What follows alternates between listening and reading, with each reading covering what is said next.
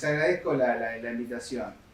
A mí, no sé, yo con un título un poco intencionado por el objetivo que tienen en este taller de proyecto, me pareció interesante para poner en valor algunas cuestiones de trabajo, si se quiere, más propias bueno, del campo de formación y de trabajo de la ecología urbana, el urbanismo. Ustedes están trabajando en arquitectura, están cursando, ya han cursado la materia también planeamiento urbano, entiendo, y bueno, son precisamente lecturas alrededor de el verde a escala regional, a escala metropolitana, particularmente pensando en esas lecturas, bueno, el contexto del AMBA, del área metropolitana de Buenos Aires, de la región metropolitana, en esta encrucijada biogeográfica, como alguna vez dijo Jorge Morelo, que supo ser profesor de la FADU, el ecólogo Jorge Morelo, la encrucijada biogeográfica que representa a Buenos Aires en el contexto rioplatense, pampeano y permítame decir, metropolitana, ¿no? Es decir, teniendo en cuenta, digamos, el aglutinamiento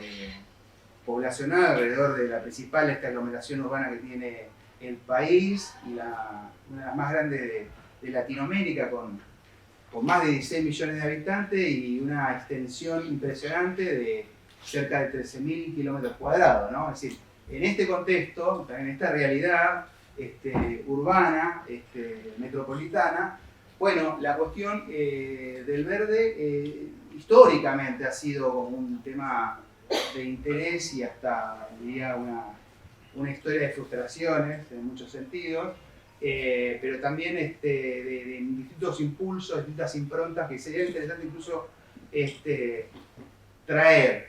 Permítanme, por eso la idea de un breve recorrido histórico con algunas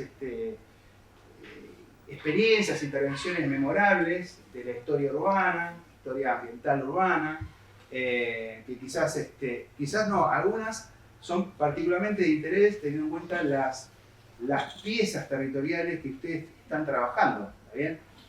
Las 4 que ahí Daniela, a quien también agradezco, me compartía con la consigna, un PDF ahí de trabajo con ese despiece que ya tienen. Así que un poco con eso y otro poco alrededor de los temas que me parece interesante compartir, como si fuese un diálogo entre la arquitectura, el urbanismo y la ecología, que pueden ser útiles a la hora de pensar los proyectos, de diseñar en el plano formal, también algunas conceptualizaciones más funcionales propias de la ecología, ¿está bien? La ecología del paisaje, la ecología urbana, que son un poco los temas que también trabajo, ¿no? Así que ese sería como un segundo bloque que me gustaría trabajar, para así después en un tercero sí dar lugar un poco a ese despiece que ustedes están trabajando, ¿está bien? Que podamos por ahí recapitular algunas cuestiones que se presentaron y que, bueno, de alguna manera podemos establecer como un diálogo, ¿está bien? Sobre eso, por ahí nos sale y puede ser de interés para todos. Así que, bueno, un poco sobre esa base me gustaría como compartir más o menos una horita, ¿está bien? Tenemos así como ese tiempo que ustedes me van a ir como marcando cualquier cosa sobre eso. Sobre el tema de las historias, es interesante por ahí recuperar algunas referencias memorables, seguramente conocidas y estudiadas. Por ejemplo, acá traigo la imagen de los bosques de Palermo, ¿no? Es decir, por antonomasia quizás de las experiencias muy ligadas a la historia, si se quiere, nacional, precisamente la idea del verde actúa como con fuerte sentido, simbolismo, incluso evocando desde el paisaje a la historiografía nacional, ¿no? Es decir, en este caso sarmientina, en un territorio como el de, bueno, ahí estamos justo en la imagen de el monumento de los españoles, como ahí en la avenida Sarmiento, y el grupo de arqueología urbana que había hecho excavaciones reconstruyó una historia visual muy interesante lo que eran digamos, la casa militar de Rosas, ¿está bien? Estaría como en esa intersección, ¿no? Después de su demolición, y esto tiene que ver un poco con la historia nacional, ¿no? Es decir, la caída de Rosas y digamos, el proyecto de alguna manera materializado en la imagen de un parque, el Parque Ferrer, incluso con la denominación simbolizando también la batalla que dio lugar a esa etapa. Y bueno, incorporando, si se quiere, digamos, los cánones de época, desde el higienismo decimonónico. Sarmiento conocía bueno, las experiencias de los parques europeos, ¿no? Hyde Park, Londres, los parisinos, y particularmente la experiencia en su estadía diplomática en Estados Unidos del Central Park de Nueva York. Entonces, un poco eso también traído en este territorio quizás más excéntrico, si uno piensa en el Central Park, sería como precisamente en una ubicación más excéntrica, como decía, en la interfase pampeana-rioplatense, donde era precisamente la casa de verano de Rosas, precisamente un territorio teorizado como bárbaro, incorporar los cánones, los criterios civilizatorios, ¿no? Un poco, digamos, así, aludiendo a este tema, ¿no? De la evocación que puede también las experiencias de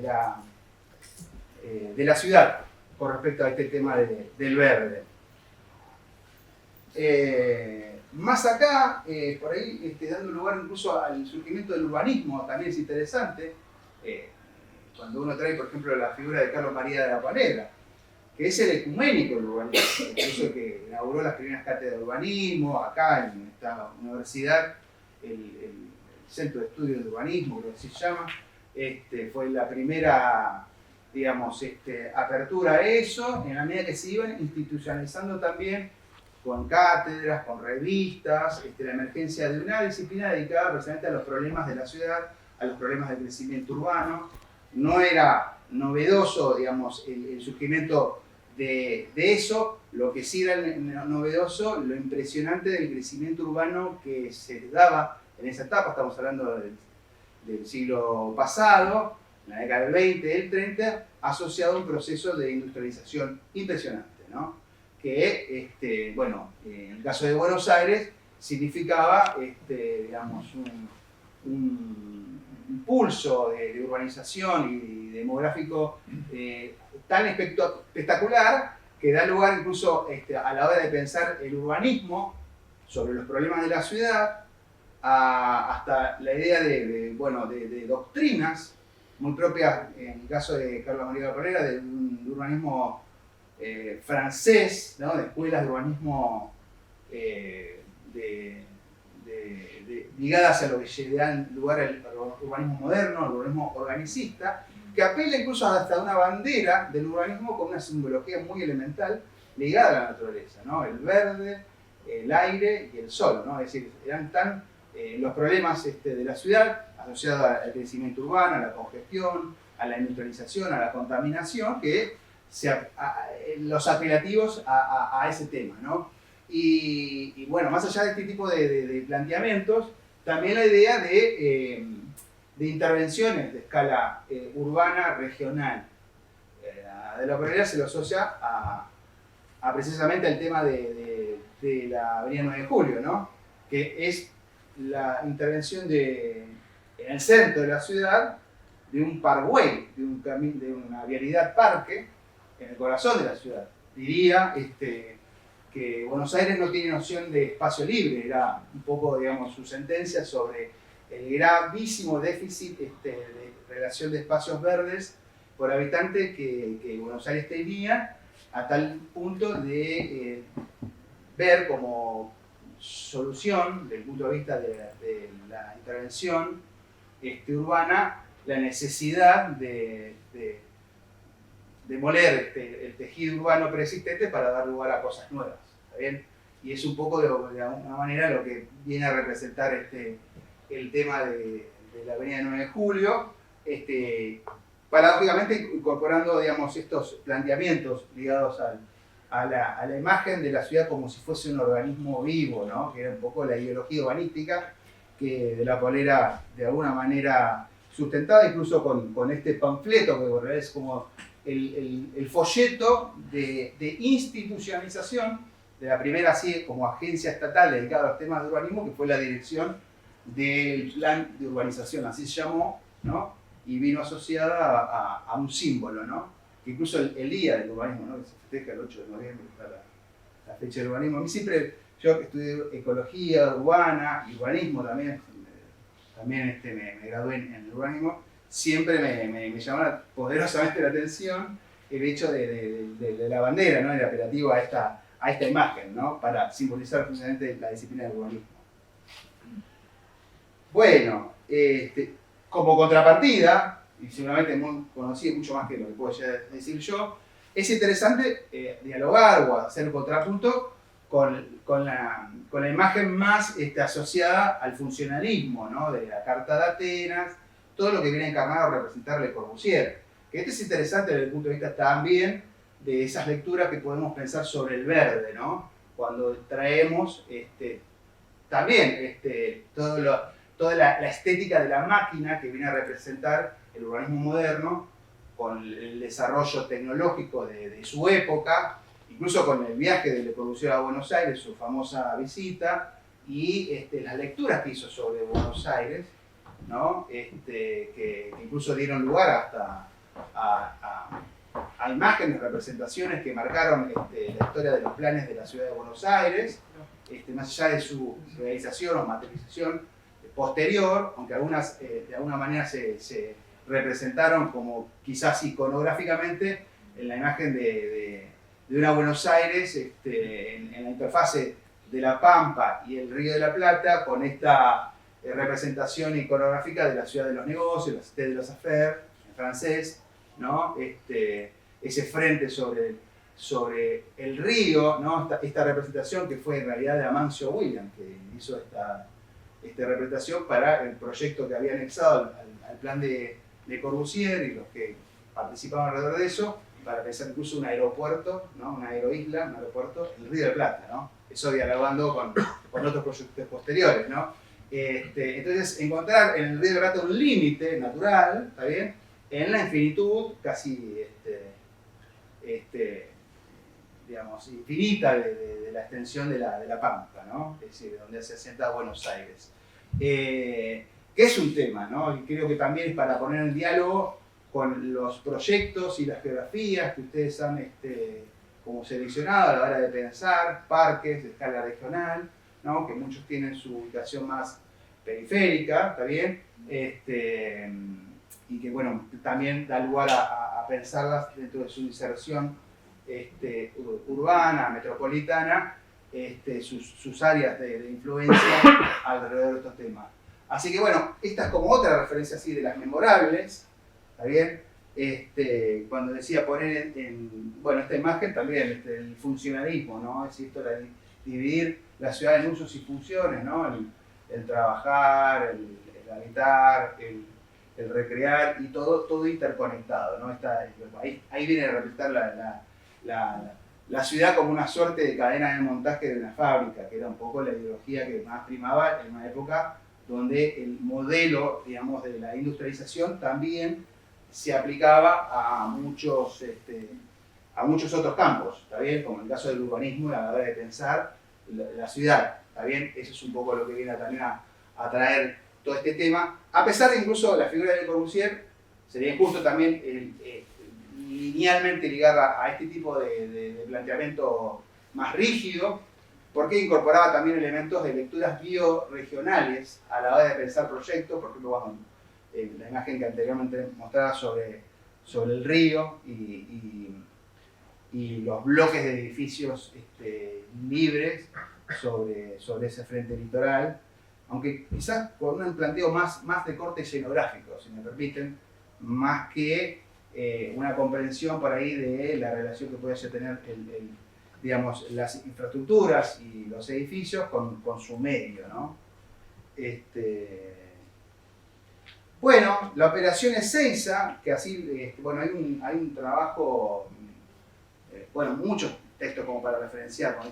Pero particularmente que se llama La huella de la política, de Anaí Balén, que le dedica un capítulo a Ezeiza. Ustedes lo han elegido también como un área de intervención, o cerca, creo que es Laguna Rocha, ¿no? Que forma parte también de toda esa área, que en el primer peronismo, y esto también asociado al Parque Pedregola, porque ambos fueron objeto de un impresionante impulso estatal expropiador para incorporar tierra, ¿está bien?, pública.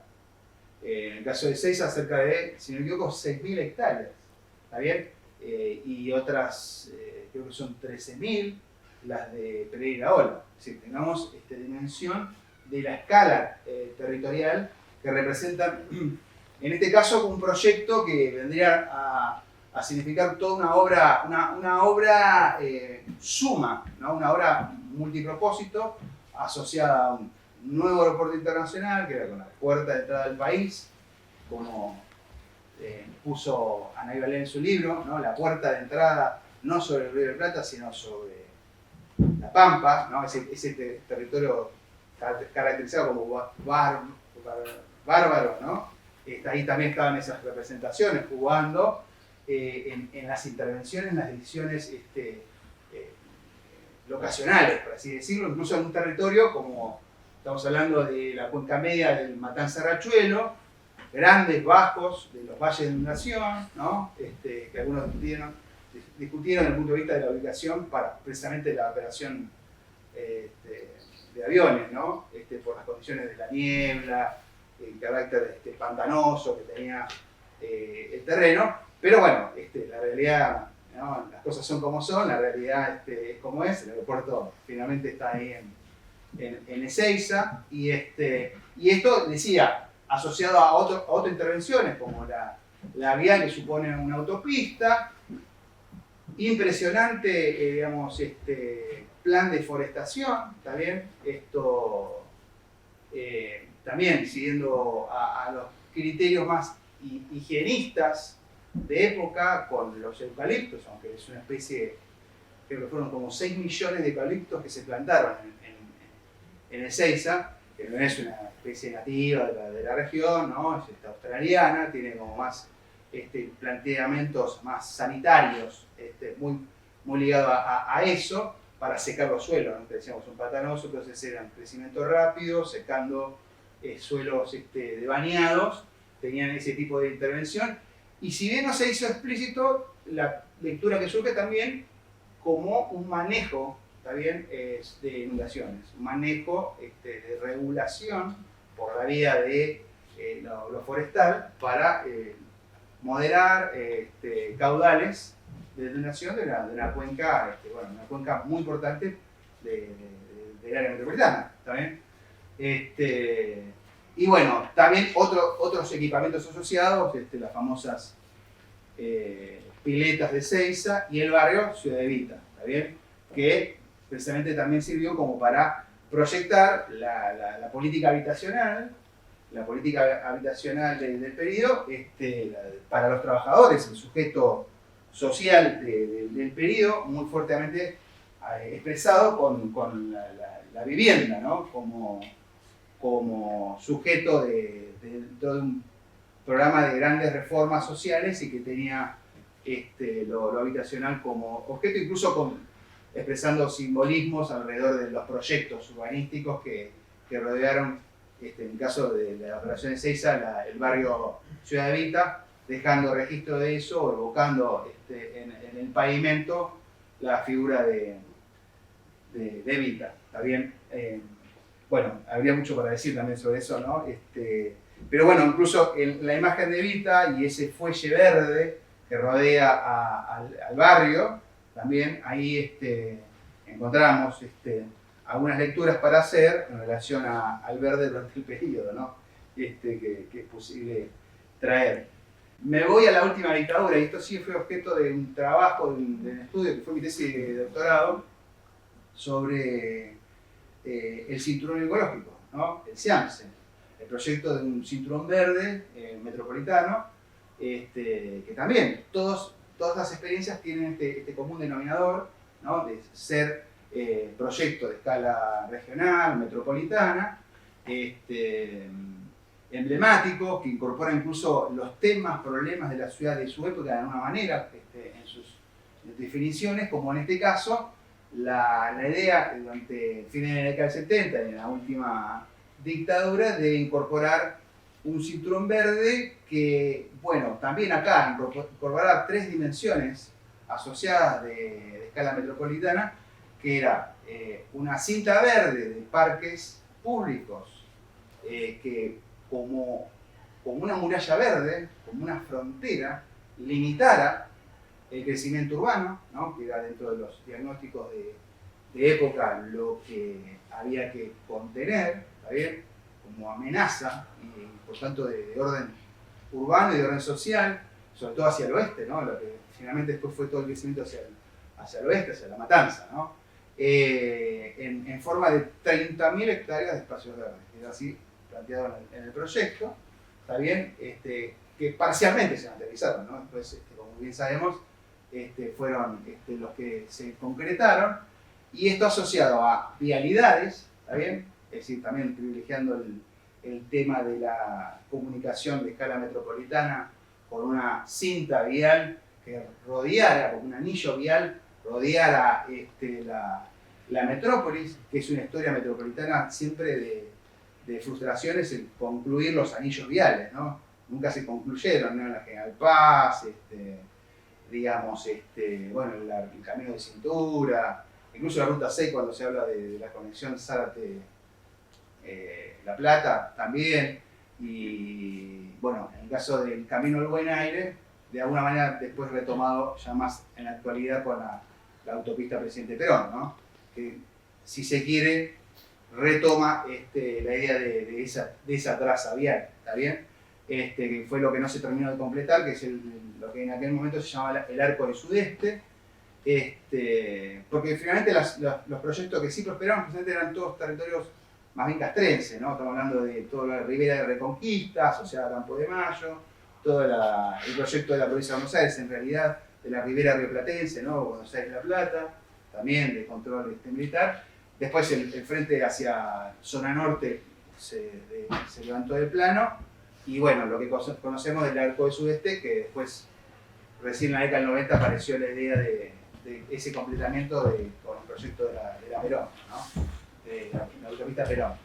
Y como tercer elemento, quizás el más exitoso, entre comillas, que terminó prosperando, el tema de la basura.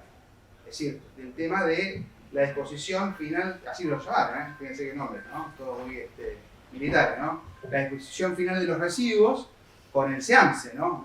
Los rellenos sanitarios, incorporando precisamente la ingeniería sanitaria para enterramiento de la basura de toda la metrópoli, ¿no? Actualmente se entierran cerca de 18.000 toneladas de residuos de toda la basura de la región.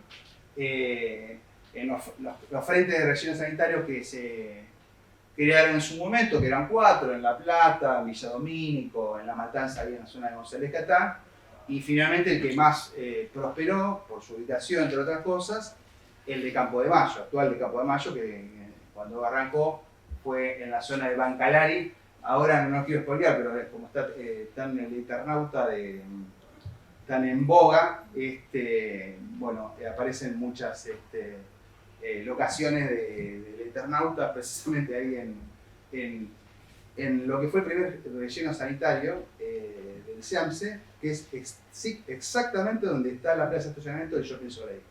Ahí, donde pusieron los autos, bueno, ahí fue el primer frente del SEAMSE, ¿no? Pero esto estuvo también asociado a otros proyectos de espacios verdes, ¿está bien? Que bueno, como decía, ¿no? Muy ligado al periodo, ¿no? Más allá de su realización, terminó significando también con un planeamiento muy de época de corte más espacialista, ¿está bien?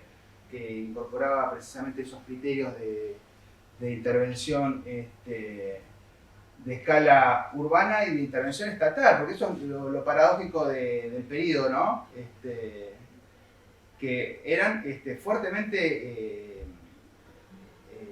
estatal. Cuando uno habla del Green Belt, sajón, es decir, que fue un poco la idea, ¿no?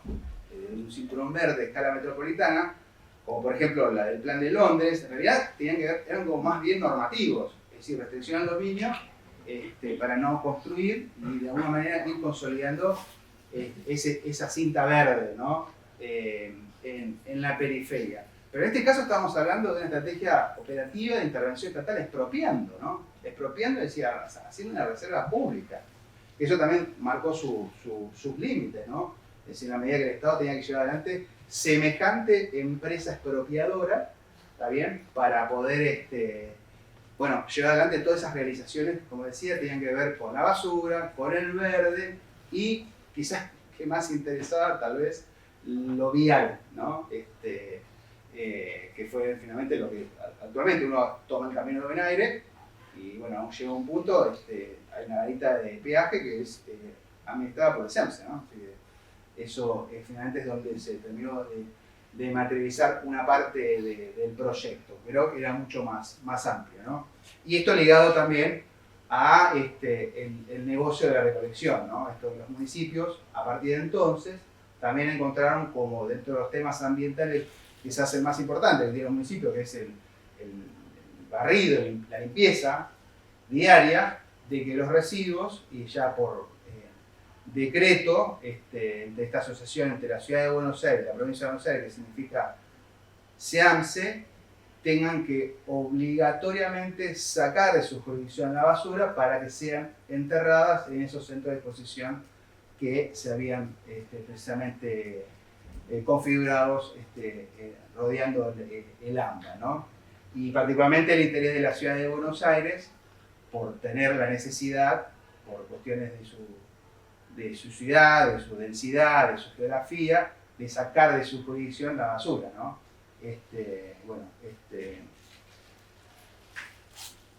Cuando digo de los espacios verdes del cinturón ecológico, hay una lectura metropolitana de conectar, ¿está bien?, físicamente, si se quiere, en esa línea que se representan las vialidades, pero también con los corredores biológicos que pueden representar esas conexiones físicas, espaciales, grandes unidades ambientales del AMBA, que es el Delta, Ezeiza, los bosques de Ezeiza, como mencionábamos anteriormente, el Parque Pereira Ola y bueno, el Río de la Plata, ¿no? También verde-azul, ya voy a hablar de eso, ¿no? En esa conexión de estas grandes unidades ambientales, naturales, que representan estos grandes espacios, bueno, lo de un cinturón verde conectado con un sistema de parques, ¿no? Algunos de los cuales se realizaron. Uno lo hizo un afamado arquitecto, ya fallecido. El que hizo, perdón, porque yo no soy arquitecto, que hizo el banco hipotecario.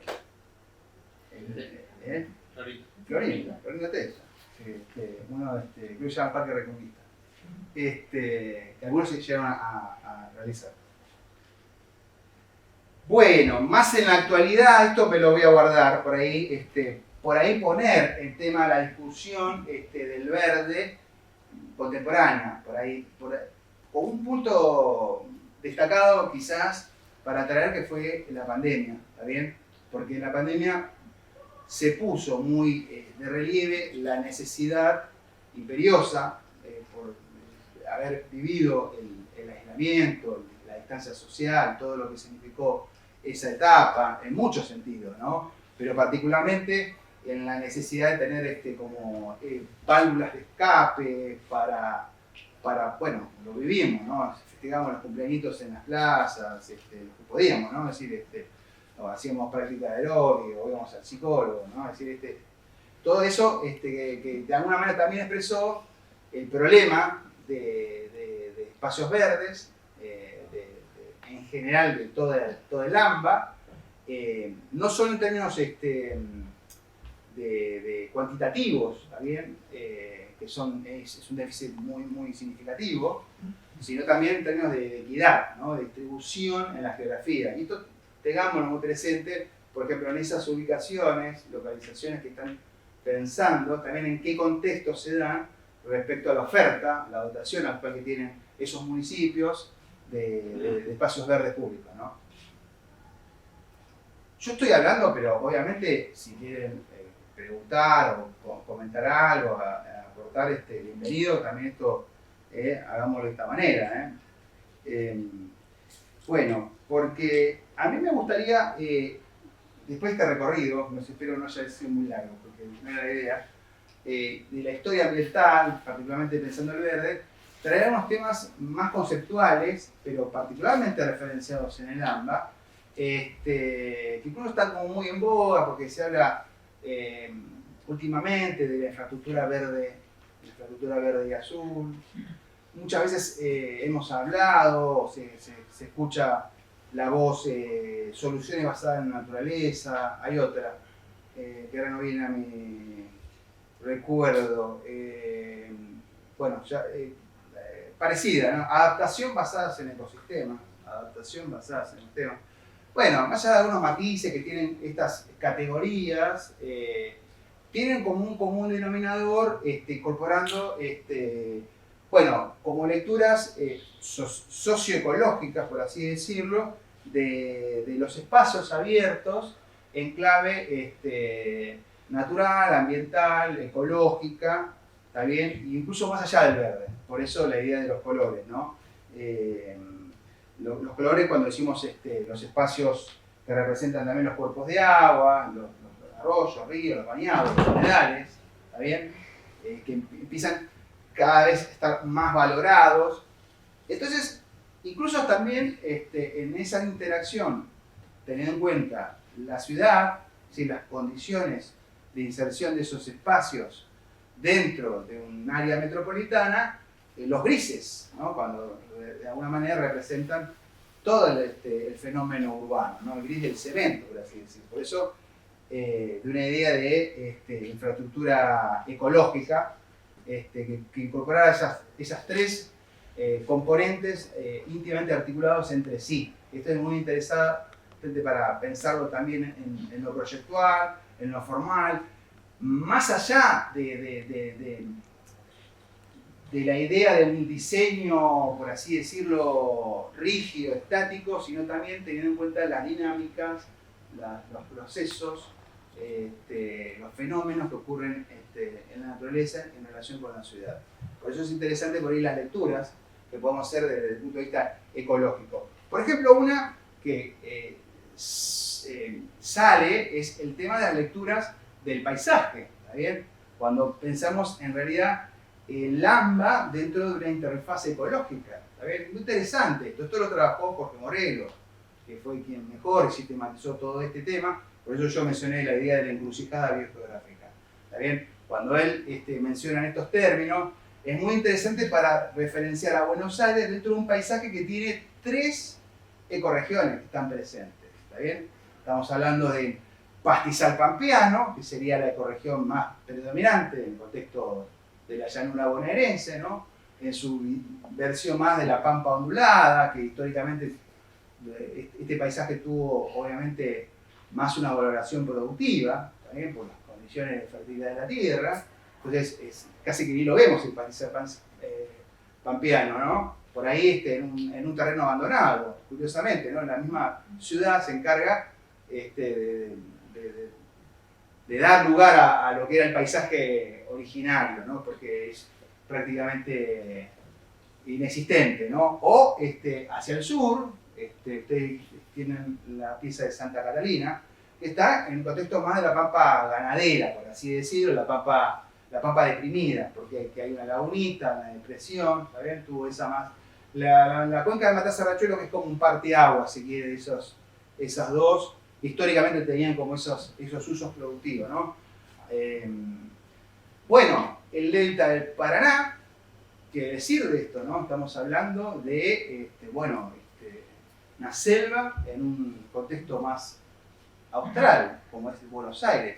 esto es muy interesante, son las grandes cuencas hidrográficas que de alguna manera representan todo ese gran pulmón verde de mucha biodiversidad, que tiene varios dominios ecológicos, porque está todo el dominio chaco paranaense, ¿no? Por las cuencas que van bajando, ¿no? Toda la vegetación más del Chaco, que la podemos encontrar en el contexto más del delta, sobre todo en lo que es el espinal, los bosques de talares, toda esa especiación que se da precisamente en las áreas marginales entre el río y el territorio continental. Y después hay todo un dominio más amazónico, en un contexto como el nuestro, ¿está bien? Que es toda esta vegetación más tropical. Incluso muy cerca de donde están trabajando, que es Pereira Ola, está al ladito la reserva de Punta Lara, que, bueno, yo le escuché al guardaparque, porque es una reserva provincial, mencionarla como la reserva más austral, la selva más austral, ¿no? que podemos encontrar.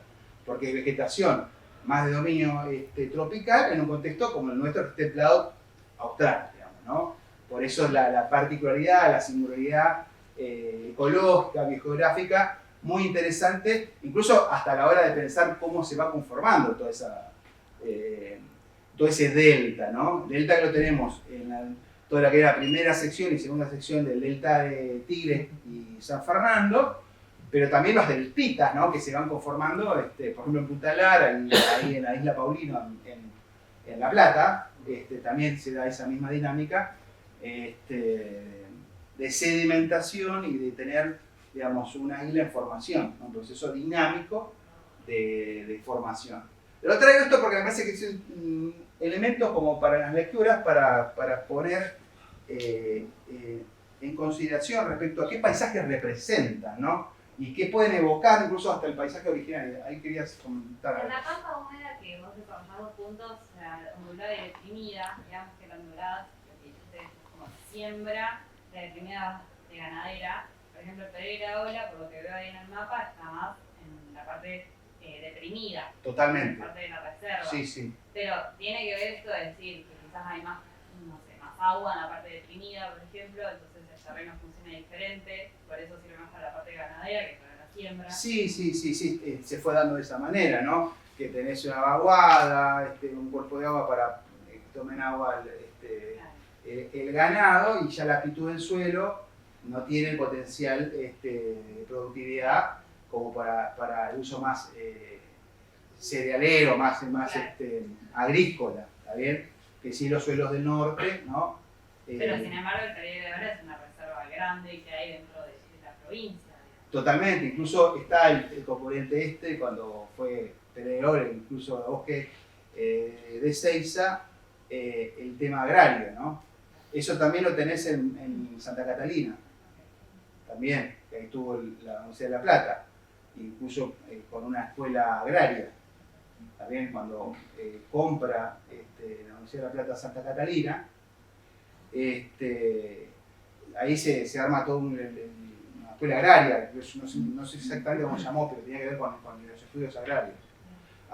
Me enteraba, en Santa Catalina, justo ahora se cumplen 100 años que estuvo Albert Einstein en su viaje por Argentina, pasó por Santa Catalina, dio charlas ahí a esa escuela agraria, no sé, física, porque lo llevaban ahí para allá y ahí se estuvo parando ahí. Leí en un artículo que hacía alusión a esto que se cumplía. Así que sí, está eso, ¿no? Interesante, porque incluso a la hora de pensar el verde con lo productivo, y esto tiene que ver con un poco estas lecturas. El segundo tema que quería traer es esta imagen, ¿no? Que es precisamente sobre el potencial productivo de un área que está esta es el área de Lamba, sobre la carta del suelo de Lamba. Esta imagen la pidió Jorge Morelo.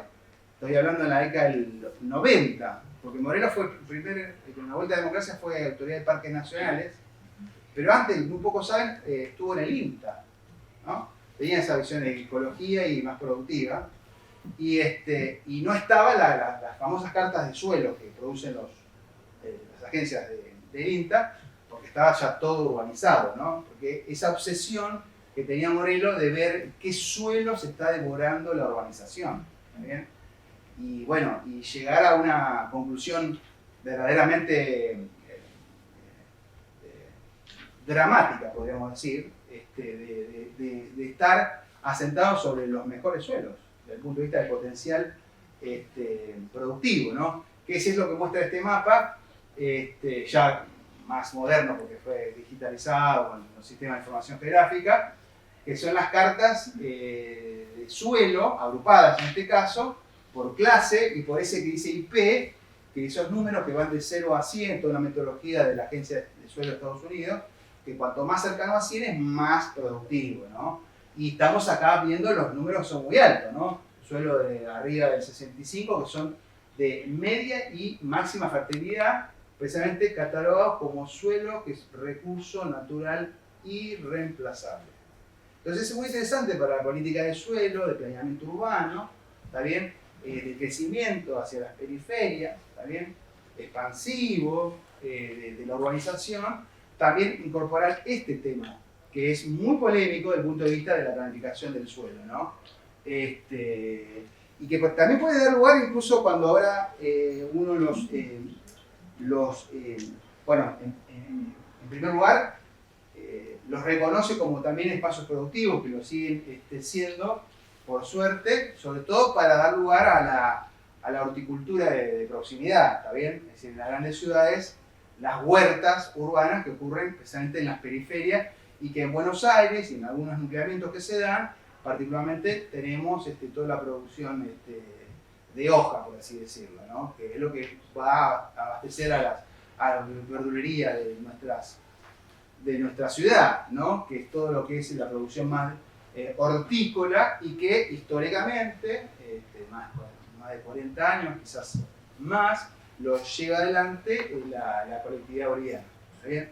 Sí, es muy interesante también para también poner en valor, creo que esta imagen es de la zona de Berazategui, que ahí como sobre la autopista Buenos Aires-La Plata, si uno mira hacia el costado, La Plata en general es hoy ya realmente todo un polo, la Gran La Plata, ¿no? La periferia de La Plata, de productivo alrededor de la horticultura, ya más en su versión de invernadero, más intensificada, ¿no? Algo que incluso cuando fue la catástrofe en la inundación de La Plata en el 13, se lo señaló por el tema de que también la horticultura ya no se hace bajo cubierta, ¿está bien? Ya no al aire libre, y eso tiene que ver también con procesos tecnológicos de intensificación que también se vienen dando. Pero bueno, en esta imagen de alguna manera es interesante para poner este tema sobre esos suelos, esas lecturas,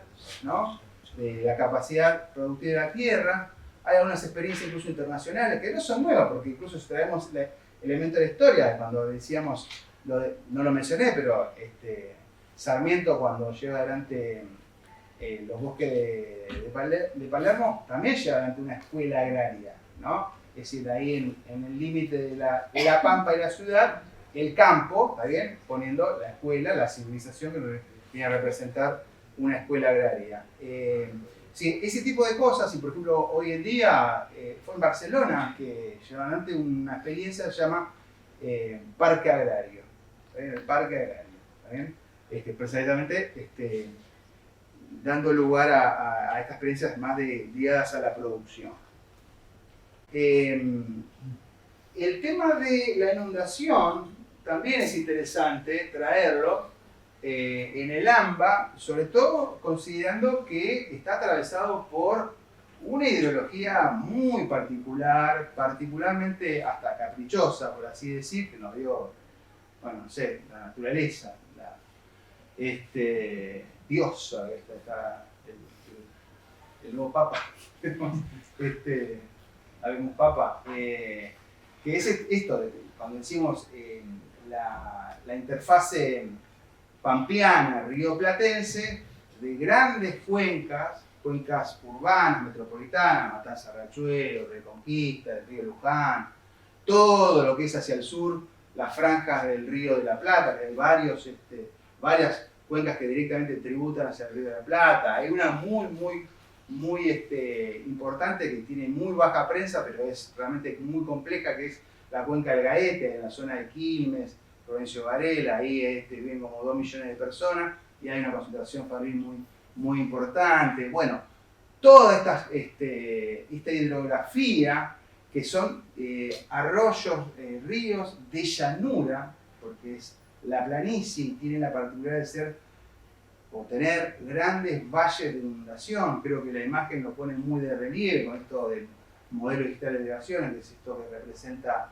ahí, digamos, en colores verdes más oscuros, la depresión, que significa, haciendo como toda la altimetría del modelo digital de elevaciones, esos grandes valles de inundación, que la misma organización todo el tiempo ha tratado de negar o de alguna manera defenderse con la ingeniería hidráulica para poder llevar adelante la urbanización, ¿no? Estamos hablando de rectificaciones, defensa, obras hidráulicas, y particularmente se complejiza en el AMBA por este rasgo geográfico, climáticos también, digámoslo. Sobre todo traemos el particular fenómeno que es la sudestada, ¿no? Es decir, los vientos del sudeste que cuando golpean sobre el territorio conforman una suerte de tapón hidráulico para el natural desagüe, drenaje de las aguas, que es el problema, que puede no llover y te inundás, ¿no? Y si no, pregunten a la gente que vive en Tigre o vive en zonas más de ribera, que puede no llover y la sudestada misma puede significar el tema de las inundaciones. Cuando fue lo de La Plata, que hacía referencia anteriormente, ese día, en 2013, no hubo sudestada, imagínense. No hubo sudestada. Cayeron 400 milímetros de agua en 2 horas. Y como decía la compañera, en una zona, porque La Plata, ahí seguía la historia de Tardo Rocha, de dónde fue, en qué terreno se sentó la ciudad de La Plata. Pero eso sería como capítulo aparte, digamos. Que alguien se encargó de estudiarlo bien a fondo. Entonces, este tema de la hidrografía es muy interesante. Fíjense, esta imagen que se hizo conocida cuando en la cuenca de Luján, un barrio cerrado que se construyó sobre el valle de inundación de la cuenca de Luján, que son, como decía, muy amplios, y se hizo toda esta intervención más de polderización sobre lo que era el cauce del río. Entonces, de un lado tenés el viejo cauce, todo inundado cuando fue la crecida en el 15, si no me equivoco, y del otro lado este barrio cerrado San Sebastián, muy lindo, ¿no? Desde el punto de vista de la urbanización, aunque no me gustó, pero bueno, y dando lugar a otro tipo de comportamiento, otro tipo de performance hídrica de esa cuenca, ¿no? Por eso cuando fue esa inundación, que se inundó, bueno, la Basílica de Luján, hoy cuando el Papa estamos muy místicos, estamos muy, se inundó la Basílica de Luján, y se lo señaló presente a los barrios cerrados de la cuenca baja, ¿está bien? De Luján, precisamente por el tema de que conformaron una suerte de tapón hídrico a ese natural drenaje, ¿no? Y la importancia o la valoración cada vez más de los humedales, de los ambientes de humedales, como por ejemplo los bajos inundables, que eso también forma parte del río, ¿no? Como algo que hay que incorporar, proteger. Bueno, esta imagen muestra los valles de inundación, precisamente, que históricamente se los señala como la cota 5, ¿no? Eso es muy común en urbanismo, hacer referencia a la cota 5 de inundación, que es decir, si estás arriba de la cota 5 te inundas, si estás abajo de la 5 te inundas y arriba no. No es tan así, por esto que mencionaba, de las complejidades hidráulicas, que está asociada no solamente a la inundación por precipitaciones, sino a la subestada.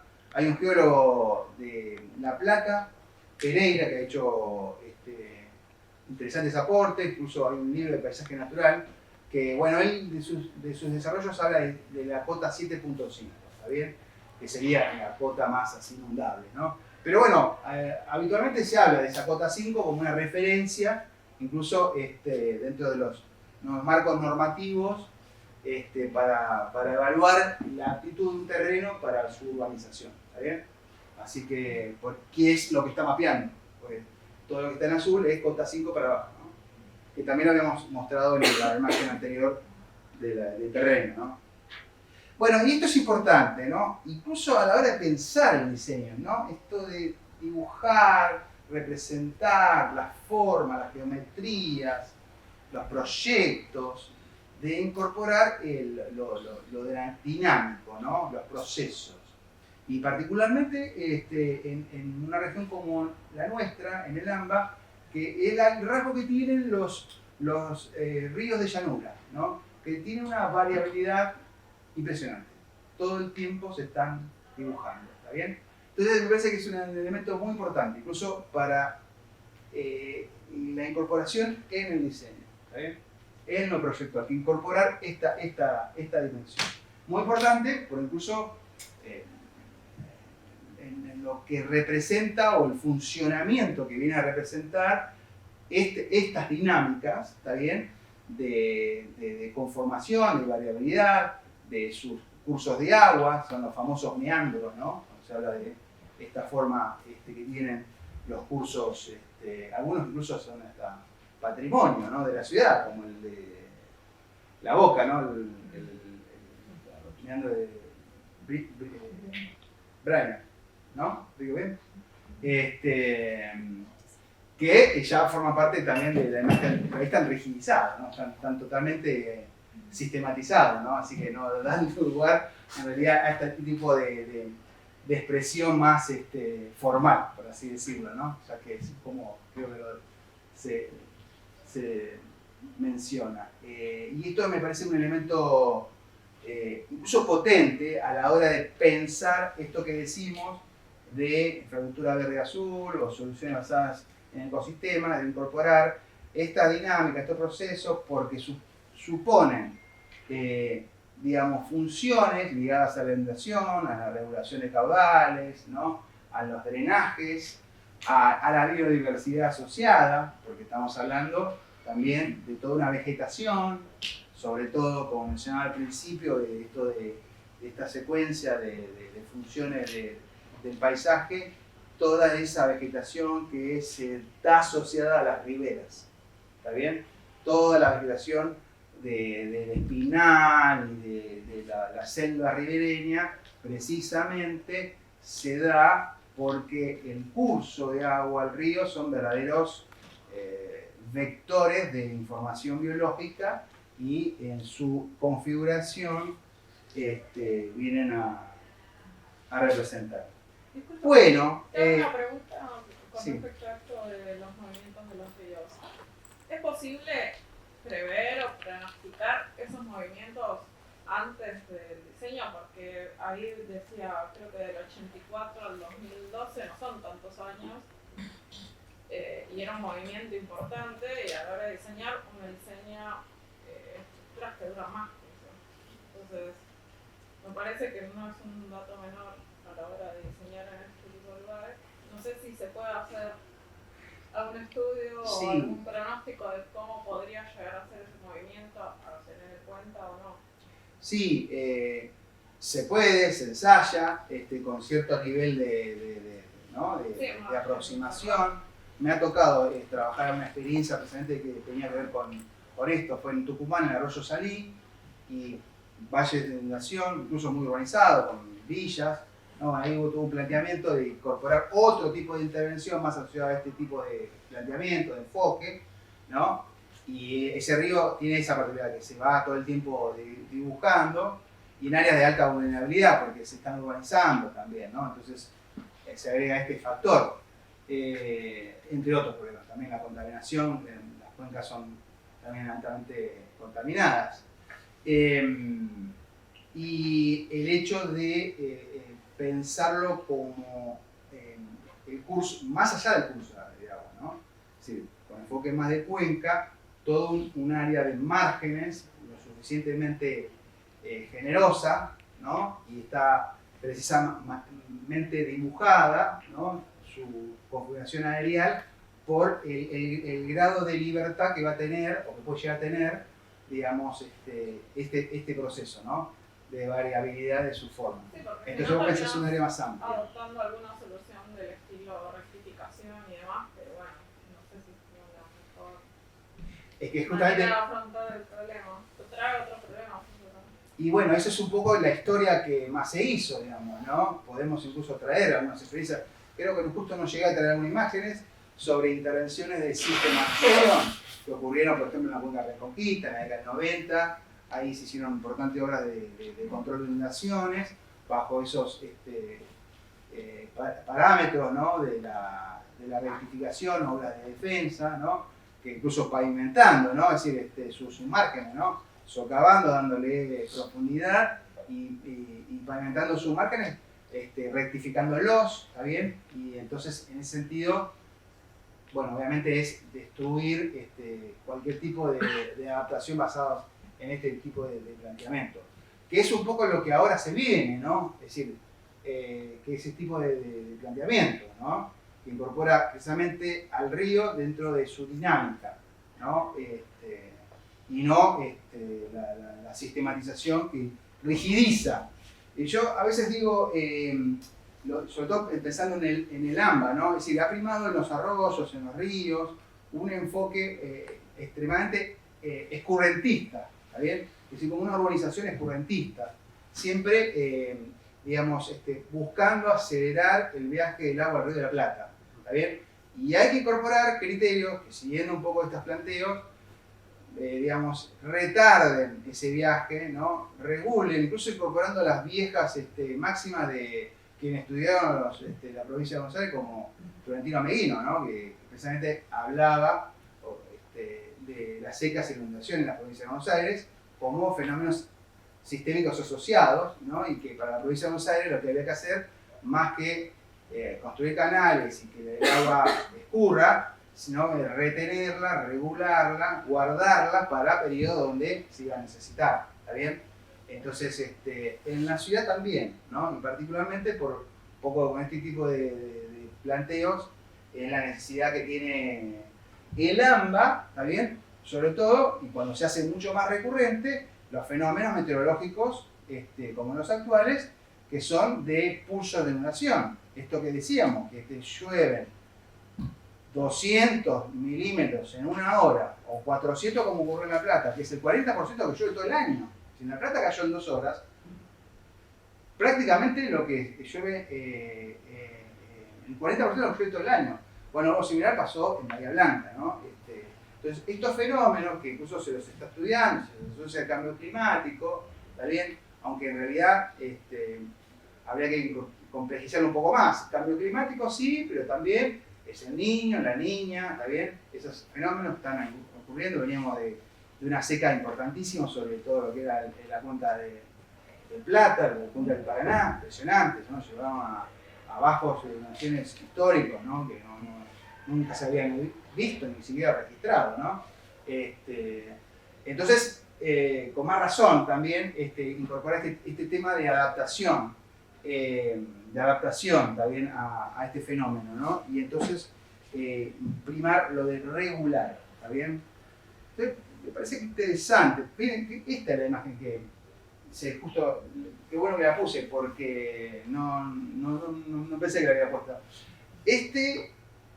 Es una simulación de cambio climático, ¿está bien? Que son simulaciones de largo aliento, ¿no? Es un horizonte de 100 años, como hay que pensarlo, que, bueno, un tal Strauss está publicado, incluso está en la web, se puede ahí, Clima Central, dar a un visor interactivo donde uno puede entrar a cualquier lugar del mundo, ¿está bien? Que fue en base a esos estudios que incluso fueron publicados en revistas renombradas.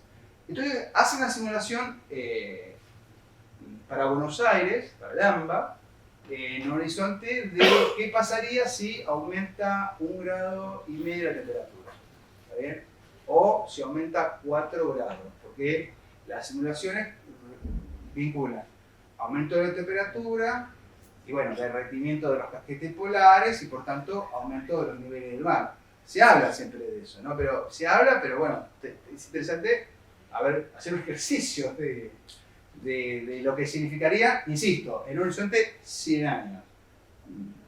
Ninguno vamos a ver, pero es bueno que lo pensemos. Estábamos trayendo de experiencia de más de un siglo, ¿no? Así que,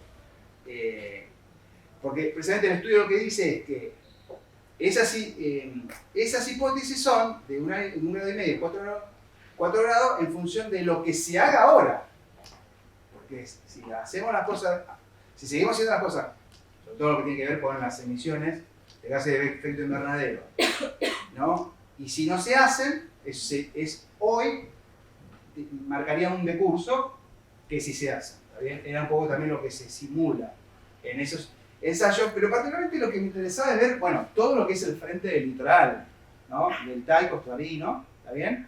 Que son estas grandes áreas que mencionábamos como toda la ribera rioplatense y del delta, de humedales, el famoso, el conocido el bajo de inundación, muchos de los cuales se están urbanizando, ¿no? Ahí en Berazategui están haciendo un conjunto de barrios cerrados, ¿no? Siempre asociado a este tema, ¿no? De urbanizaciones náuticas, precisamente incorporando las amenities asociadas a los usos náuticos de la ribera, y bueno, obviamente el valor natural o paisajístico que tienen todos esos barrios. Está claro el fenómeno desde el punto de vista de la urbanización, pero tengamos presente que es muy probable que podamos, o mejor dicho, ¿por qué no empezar a visualizar estas áreas como verdaderas defensas naturales futuras?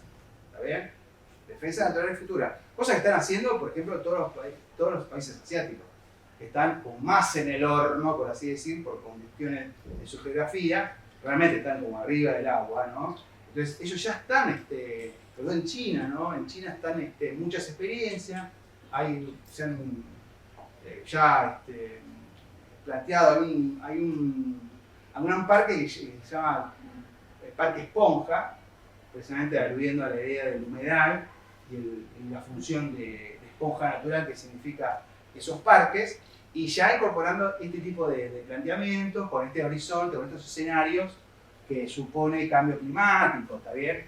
Y que particularmente en todas las ciudades ribereñas, bueno, va a significar, en la medida que se den ese tipo de proyecciones, porque esto no es un pronóstico, es una modelización, ¿no? No es que es una modelización, haremos, ¿no?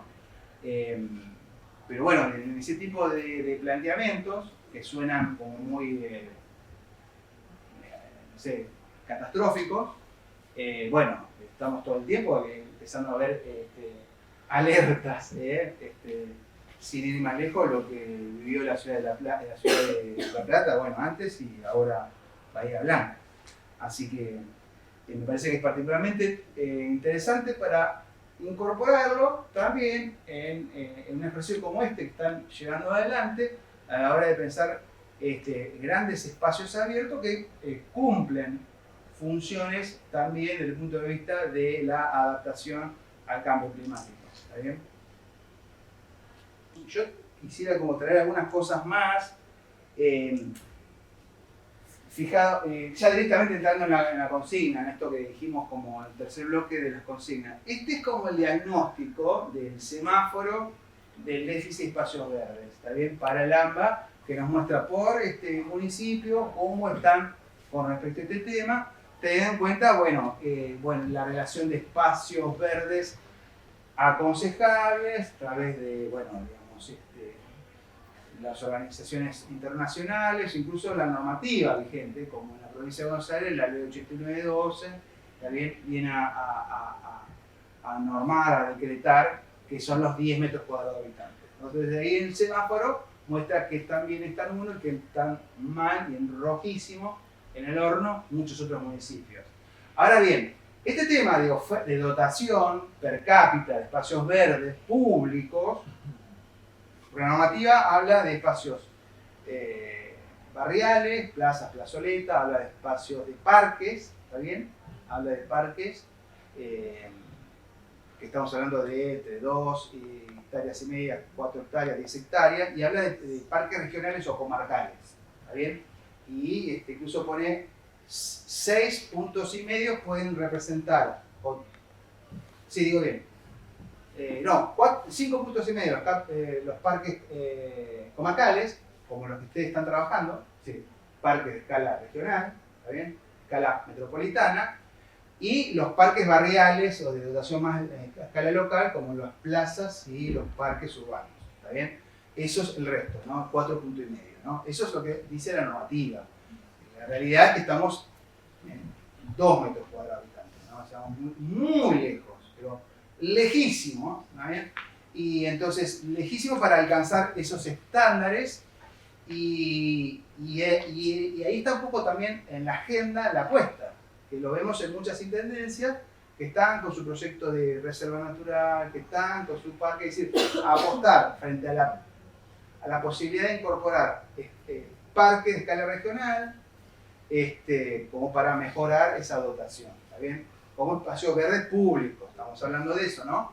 Entonces, acá se abre también una cosa muy interesante, que es bueno, un municipio, una reserva, ¿está bien?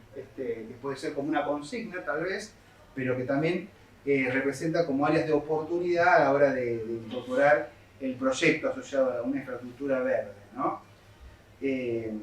Y bueno, eso es un poco lo del libro de Diego Garay, que escribimos con Diego Garay, un sistema de espacios verdes, que fue un poco cuando estuvimos en la provincia de Buenos Aires, ahí compartimos con Javier el trabajo de pensar de espacios verdes a escala metropolitana, pero algo más que espacios verdes sueltos, dispersos, disgregados, sino que empiecen a tener alguna lógica, incluso dentro de estas lecturas que estamos haciendo, ecología de paisaje, sobre todo en términos de conectividad espacial, física, ¿no? Entonces ahí empiezan este tipo de planteamientos de lectura para tipificar los elementos de la ciudad que están ligados al verde. Entonces estamos hablando no solamente de una plaza, de un parque, de una reserva, incluso teniendo en cuenta que la provincia de Buenos Aires tiene una ley de áreas protegidas interesante para todo eso, y enfoque que lo pueden incorporar al área urbana,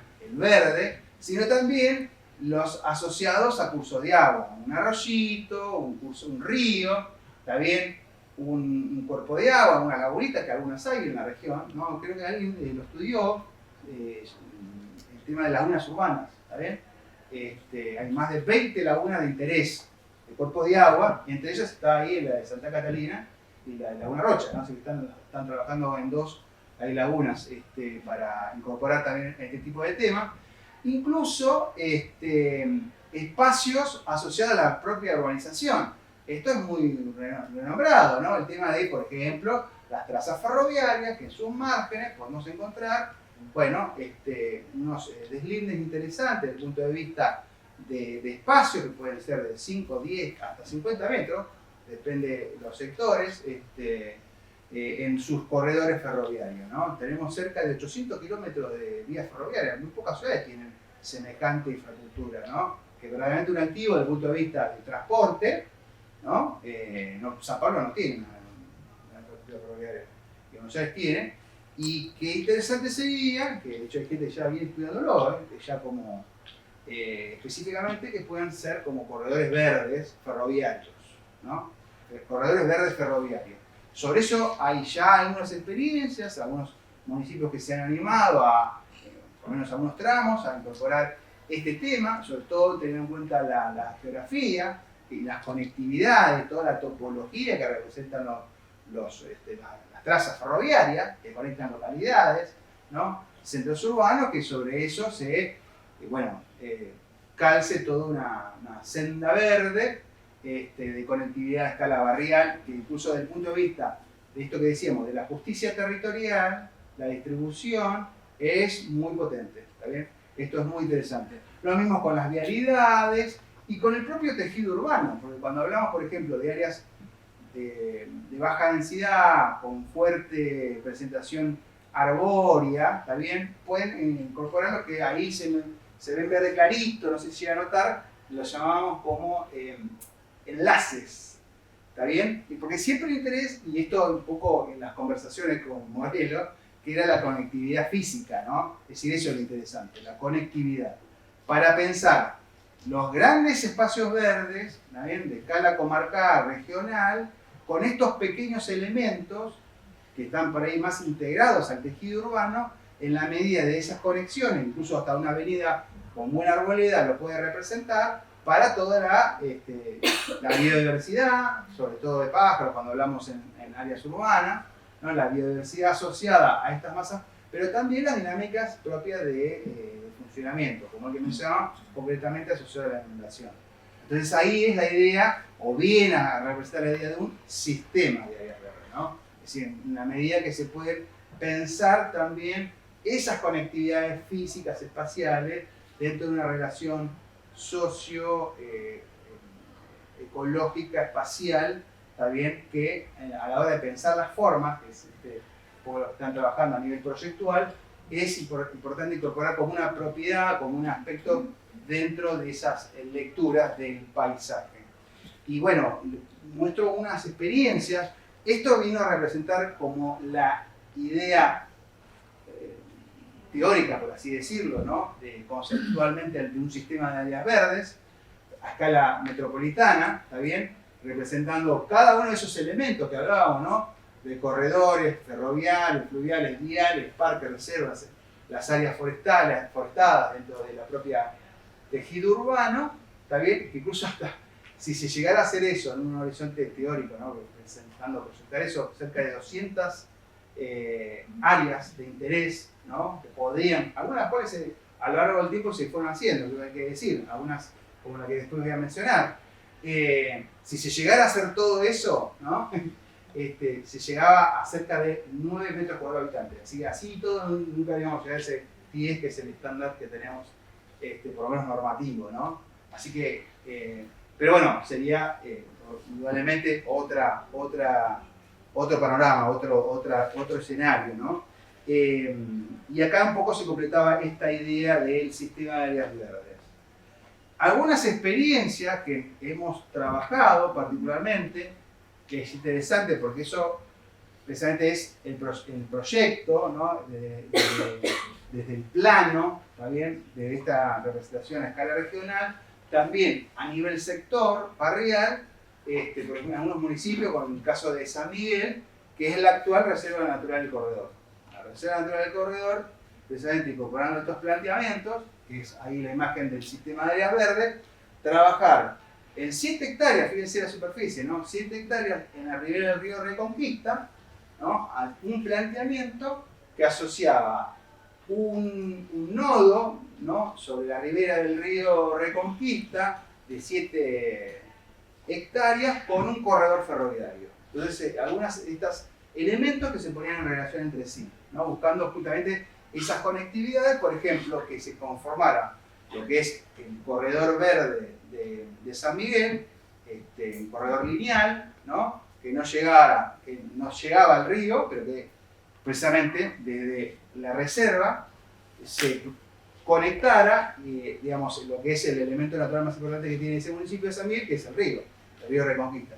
Entonces, dar vuelta, digamos, las localidades, en este caso de San Miguel, Bellavista, Muñiz, hacia un río que, bueno, históricamente estuvo a espaldas, ¿no?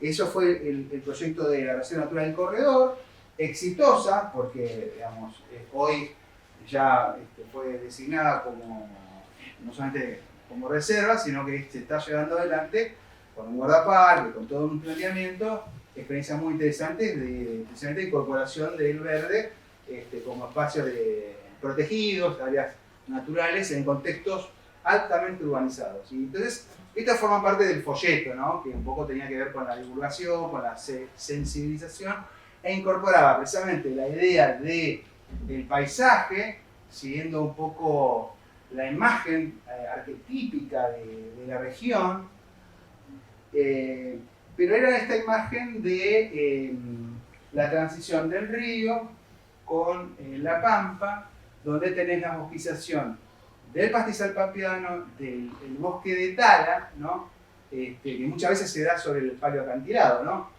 No sé, vieron, por ejemplo, el Parque Lezama o Barracas del Belgrano, ¿no? Esa depresión del terreno es el paleoacantilado, ¿no? Sobre la zona más alta es donde se da naturalmente la bosquización del bosque de tala, porque es típico de la región del Chaco, ¿no?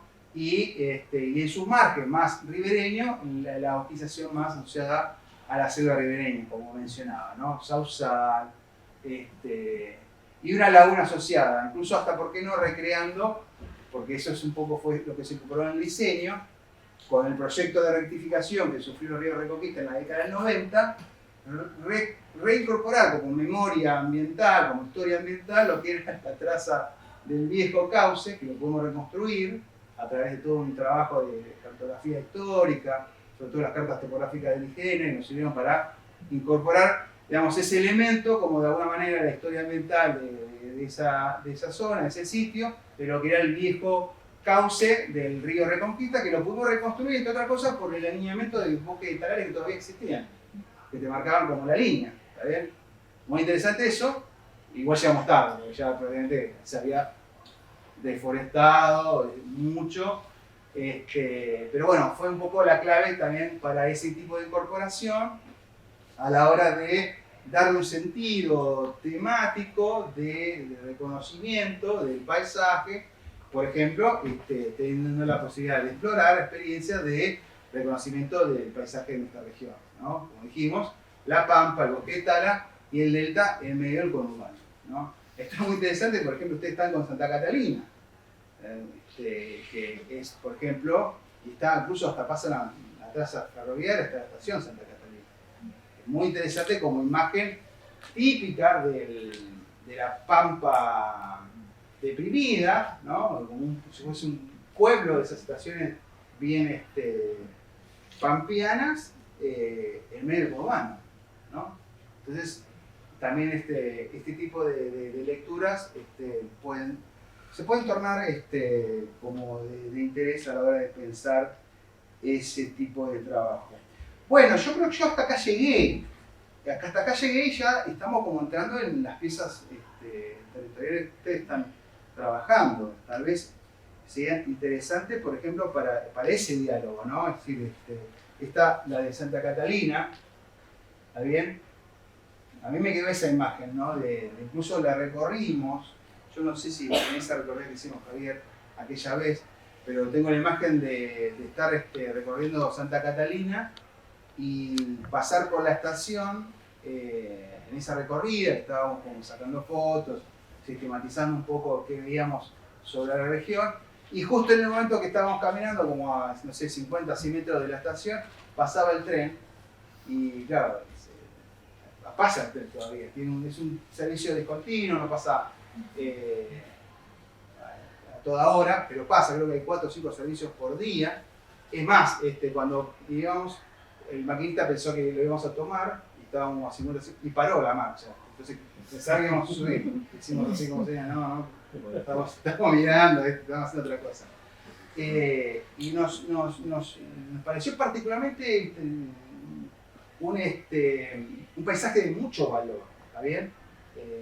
Por estos elementos, no solamente el paisaje natural, por así decir, sino también el construido, ¿está bien? Que evoca muchas cosas de nuestra región, ¿está bien? Así que, y por ejemplo, en su inserción regional, puede cumplir seguramente, en la medida que se piensen en espacios de escala regional público, también sumar al verde en cuanto a la orientación, ¿no? Porque son espacios actualmente de restringido acceso, ¿está bien? Eso lo tenemos con área, y hay muchos tantos en la región, como por ejemplo el INTA de Castelar, y otros tantos que podemos traer como ejemplo que interesantes serían en tanto y en cuanto puedan incorporarse a una propuesta de proyectual para que sean abiertos a la comunidad, ¿está bien? Y bueno, eso es un poco, digamos, el planteamiento que también se puede traer desde ya. Después, otra que me llamó la atención, bueno, de esto hablamos, de los bosques de Seiza. Esto es impresionante porque porque incluso va más allá de Ezeiza y la operación de Ezeiza, como mencionamos, sino que son como, hay 3 municipios involucrados en todo el área. Incluso hasta podría incorporarse las propias ciudades de Buenos Aires con la zona ahí de Lugano, porque de hecho originalmente estaba pensado como la última fase de la operación de Ezeiza, es incluyendo la parte de ahí del sur de la ciudad de Buenos Aires, que en realidad después ocurrió precisamente con la última dictadura, ¿no? Ya con otro sentido, ¿no? Que fue el parque Interama y el parque Roca y otros tipos de intervenciones. Pero dentro de esta gran pulmón verde que después de Campo de Mayo son como los últimos grandes, y bueno, Pereira ahora también, son los 3 grandes que tenés en la actualidad, te arman como todo un verdadero parque metropolitano, ¿está bien? En el sentido de la escala que tiene y involucra, además de Ezeiza, Laguna de Rocha, incluso en el municipio de La Matanza, todo lo que viene a ser el fondo de la Ferrere, ¿no? El fondo de la Ferrere, bueno, incluso en La Matanza, nosotros nos había pedido por el interés del municipio de La Matanza precisamente la idea de pensar una propuesta de parques urbanos en La Matanza, teniendo en cuenta el déficit enorme que tiene. Incluso fue un trabajo de consultoría que tuvo con esta universidad, fue un convenio de La Matanza con FADU, y me tocó participar y a mí particularmente me estaban pidiendo ese tema, con un equipo que estábamos trabajando. Y entonces, bueno, desde el vamos lo pensamos como propuesta suma así de incorporar toda la unidad, en el sentido de los bosques, incluso Laguna Rocha, ahí con toda una fundamentación, si quiere, ambiental, urbana, metropolitana, y para conectar, y por qué no, La Matanza con el lado de Ezeiza y Laguna Rocha, por ejemplo con puentecitos que cruzaran la Rocha de La Matanza, ¿no? De la Ferrere a Ezeiza. Pero cuando se enteraron del otro lado, de ninguna manera, no. Bueno, igualmente lo planteamos, planteamos el tema de la necesidad imperiosa que tiene esa parte del municipio de ampliar, incluso de dar lugar a experiencias, ¿no? Cuando uno va, no sé, un fin de semana y se va a la zona, que hay en los costados de la Richieri, que hay espectáculos, que de moto, qué sé yo, y la gente que sale como en esa representación de salir a ver los aviones, cómo se despegaban, que era como la idea de un poco el espectáculo, eso muy del periodismo clásico, ¿no? Es decir, se da, y bueno, digamos, y son pobladores de la zona, ¿está bien? Así que por eso mejorar las condiciones de accesibilidad para ello. Y teniendo en cuenta, obviamente, la necesidad también de un manejo de todo el área en conjunto. Por ejemplo, Laguna Rocha, teniendo en cuenta que el funcionamiento que tiene para la cuenca de Matanza-Riachuelo. ¿Está bien? Algo que la autoridad de Matanza-Riachuelo lo incorporó en el plan hídrico para toda la cuenca, ¿está bien? De la función como una suerte de reservorio natural, ¿está bien? Que representa todo el área para la performance hídrica que tiene esa cuenca, ¿no? Que va incluso en un proyecto mucho más amplio con otros tipos de intervenciones, pero en particular esa realmente tiene una función regional muy importante. Entonces, estamos hablando también de este tipo de lecturas. Que bueno, un poco viendo ahí los casos me llamaron la atención por comentar. Que se fueron como al delta, en realidad como en el frente, ¿no? Como la puerta de entrada sería, ¿no? Algo así. Incluso desde el punto de vista areal es una superficie, a diferencia de otros, menor, no sé la superficie, pero creo que esta es la más chiquita, pero que tiene un valor importante, sobre todo desde el punto de vista de la ubicación, porque el escenario está ahí, enfrente del delta, que es delta, ¿no? Aunque con un grado de transformación ya muy importante a lo largo del tiempo, ¿no? Si no me equivoco, está justo el Canal San Fernando, la villa que está sobre el canal, el Garrote, creo que se llama así, y después todo el complejo que hay, el Puerto de Fruto, histórico Puerto de Fruto, hasta bueno, la estación lo que es el corredor de la... bueno, este corredor del Camino a la Costa, ¿sabes? El tren de la costa. Y en un área que actualmente incluso el frente está teniendo bueno, mucha efervescencia, por así decir, de barrios cerrados que se han judicializado, precisamente porque cada vez más aparece el tema de la valoración de los humedales, ¿está bien? Entonces hay uno emblemático que ha sido, bueno, incluso cancelado, ¿sí? Se empezaron a hacer movimientos de tierra, transformaciones, el Colony Park, ¿está bien? Y ese fue emblemático porque habían empezado las obras y se tuvo que cancelar. Y dejó incluso, no se le pidió restaurar porque ahí hubo transformación, ¿no? Dejó ahí eso, ahí cerquita, no está en la imagen, pero está muy próximo lo de donde se pensaba hacer el Colony Park, que era muy polémico porque incluso estaba proyectada la idea de un puente vehicular que metiera autos dentro de la primera sección de isla. Bueno, sí, eso estaba también ahí dentro del proyecto. Y lo que se dio en los últimos tiempos, muy próximo ahí, más en lo que es la parte de delta de formación, que es como el frente hacia el Río de la Plata, que es todo un tipo de urbanización, de ocupaciones informales, ¿está bien? De loteos, que se hacen indicamientos, tipo de intervenciones, que se vino dando, ¿no?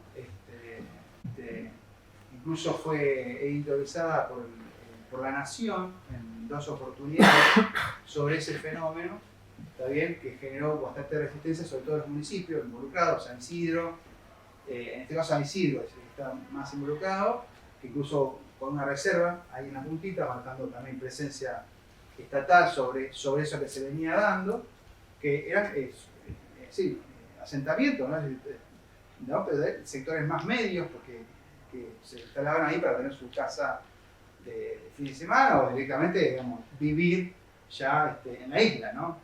Y ahí están, porque digamos, incluso hubo ahí todas unas cuestiones de cómo fueron esas agrupaciones, cómo se vendía la tierra, todas flojitas de papel, imagínense, ¿no? Estaba todo así como algún escribano en San Isidro, que, bueno, todo muy así flojito de papeles, pero bueno, el fenómeno está, las construcciones se hicieron, incluso hoy están en conjunto, porque es todo como toda una sección de isla que se dan enfrente, no están acá en la imagen, pero es enfrente.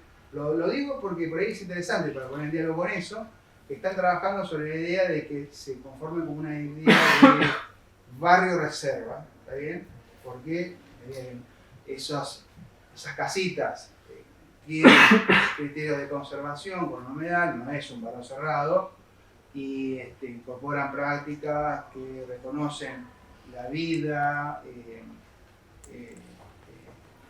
el delta, incluso las construcciones, como lógicamente son palafíticas porque están adaptadas a la dinámica del río y la inundación que ocurre todos los días con la marea astronómica que pasa por allí. Entonces, la idea de que eso se convierta como un, creo que lo llaman santuario natural, pero digamos, la idea de varios parques, ¿no? En este caso deltaico, sería lo particular, porque hay varios parques vecinos que se ponen de acuerdo, porque por ejemplo en los barrios hay buenas arboledas, hay grandes áreas, entonces conforman la idea de que el municipio los designe como una figura de protección para precisamente marcar la protección, no solamente patrimonial de los edificios, sino también de esos barrios por sus, sobre todo forestación, en este caso por el delta, ¿no? Así que lo comento porque también puede ser algo que se puede tornar como de diálogo. Y creo que eran 3, ¿no? 4 eran, ¿no? ¿Dije las 4 o no? Una me faltó. Esta es en Pereira Ola. Bueno. No sé, tengo para comentar sobre Pereira Ola. Ahí, si no me equivoco, a ver si está la de regional, porque sí, no me queda claro si es justo en el remate próximo de la autopista Buenos Aires, la Presidente Perón. Porque, para comentar, es que el proyecto de la Perón, que se proyectaba precisamente circunvalar el Camino de Buen Aire con la autopista Buenos Aires-La Plata, tenía un tramo que pasaba por Pereira Ola, que fue el tramo que se anuló. ¿Por qué? Sobre todo los vecinos de Villa Lisa, que están ahí al lado de Pereira Ola, porque la traza iba a pasar justo por el tramo, el límite del Pereira Ola y el barrio, ¿no?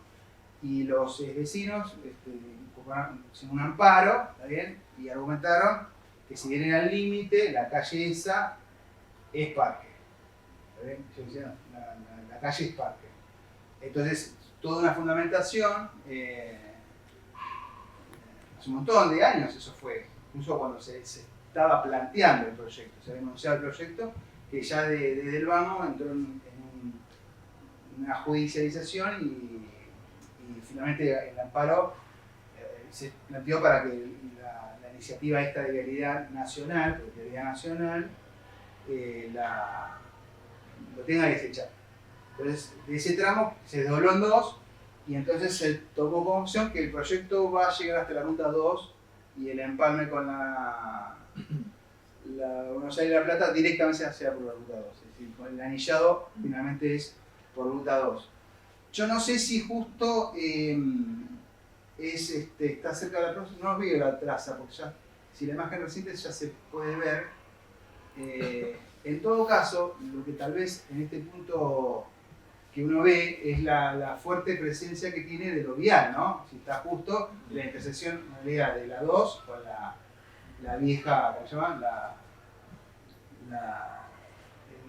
El camino, el camino central. Entonces, ese curso tiene un nombre, ¿no? Tiene un nombre. ¿Alpargatas? Es la rotonda de Alpargatas. Estamos hablando de la rotonda de Alpargatas. Porque, por ejemplo, en este planteamiento, que ya la tiene la 2 como parte del sistema de la Perón y de anillado, qué interesante sería pensar como un rosario de reservitas que vayan alineando todo el eje de vial, que de alguna manera lo tiene contemplado, en realidad está planteado, contemplado o no, pero está planteado la Perón en el tramo que atraviesa la cuenca Matanza-Rayuelo. Porque la cuenca, en un momento la Perón se paró en toda la traza que pasaba por precisamente el plan de Acumar de Matanza-Rayuelo. ¿Por qué se paró? Porque toda obra vial tiene una explotación minera de cantera, ¿no? Para la obra vial necesita mucho el suelo ¿no? De las canteras, ¿no? Entonces te deja pasivos ambientales a lo largo de toda la traza que por el juicio también de Acumar, de la Corte Suprema, ahí con el juicio de Acumar, bueno, se le había negado y por eso se paró muchos años, hasta que compatibilizaron proyectos, que fue el plan hidráulico de Acumar con el plan de la Perón, a través de qué? De que cada cantera que se le va a autorizar que haga el proyecto de vialidad nacional para la Perón sean los reservorios del plan hidráulico de Matanza Rayuelo. Entonces creo que son 10, 11 los reservorios que tiene, y cada reservorio, que llaman zona de explotación de suelo, ZES, zona de explotación de suelo, esos sets, que son explotación de canteras, que los va a dejar vialidad, después sean los reservorios asociados a un tratamiento paisajístico para que sean espacios verdes de acceso público y que cumplen la función hidráulica en este caso, en el caso de las residas que necesite la cuenca. Lo tomo porque eso está dentro del planteamiento, ¿está bien? Yo tuve oportunidad de preguntarle a técnicos de vialidad nacional y ellos tenían conocimiento, pero lo que a ellos les significaba era que tenían que dejar la explotación hacia abierta y que después no estaba claro quién iba a incorporar el proyecto. Yo vi unos planteos, incluso unos renders de esos proyectos, pero después no estaba claro. Pero eso fue lo que de alguna manera destrabó la cosa en su momento. Lo traigo porque me parece que esto ya no es área Matasarrachero, esto es La Plata, ¿no? La zona de Berazategui, entonces, ¿no? Sí. O provincia de Berazategui. Pero interesante por ahí pensarlo en esto de un rosario de reservas, ¿no? Bueno, no sé. Ahí hablabas de un corredor ferroviario, tipo, del nuevo plan de los espacios verdes.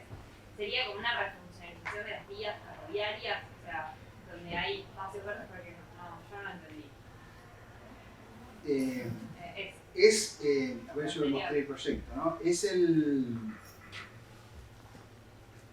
Este proyecto, yo llegué a decir que es el Highland Park del conurbano, pero mejor, porque acá el tren pasa, no como que no pasa el tren, así que es mejor todavía, porque es el Highland Park del conurbano. Y de hecho fue en el 2011, todavía no estaba inaugurando el Highland Park. Estaban hablando, estaban empezando, y justo tuve la suerte ahí de viajar años después, y vi la experiencia de Highland Park, después de ya estar con esto en el medio del conurbano, y me traje esa referencia como para ver experiencias inmensamente contrastantes y diferentes, pero que de alguna manera tienen un común denominador, que es la idea de una traza ferroviaria que pueda refuncionalizarse o dar lugar a una intervención de un corredor lineal, un parque lineal, ¿no? Un parque lineal, eso sería. Pero que acompaña la vía. Que acompaña la vía, es decir, el eje, ¿no? La vía, en este caso, de una vía que funciona, porque ese puente, es un puente que no hay abajo un curso de agua, porque era la vieja traza del Río Reconquista, por eso fue la imagen que se dejó, ¿no? Que ahora forma parte de la reserva. Si en el medio de la reserva uno dice, este puente que surge, no hay nada. Bueno, por eso reconstruir algún elemento de la historia con la imagen de ese impresionante puente de la vía del ferrocarril San Martín. Entonces, el municipio empezó con un corredor verde, una bicisenda, un corredor aeróbico, que funcionó muy bien porque enseguida, digamos, la comunidad se lo apropió y digamos, el broche de oro lo vino a significar precisamente ya una propuesta mucho más intencionada desde el punto de vista de un planteamiento ecológico, por así decirlo, de conexión, ¿está bien?, de ese corredor que en un punto se cortaba para que llegue a el río, para tener la conexión con el río, rematando con una reserva, ¿está bien? Que es esta idea. Entonces vos podrías, o en una bicicleta, o a pie, o haciendo footing, desde la estación de San Miguel, pasando por la de Muñiz y la de Bellavista, llegar a tener contacto con el río, ¿está bien?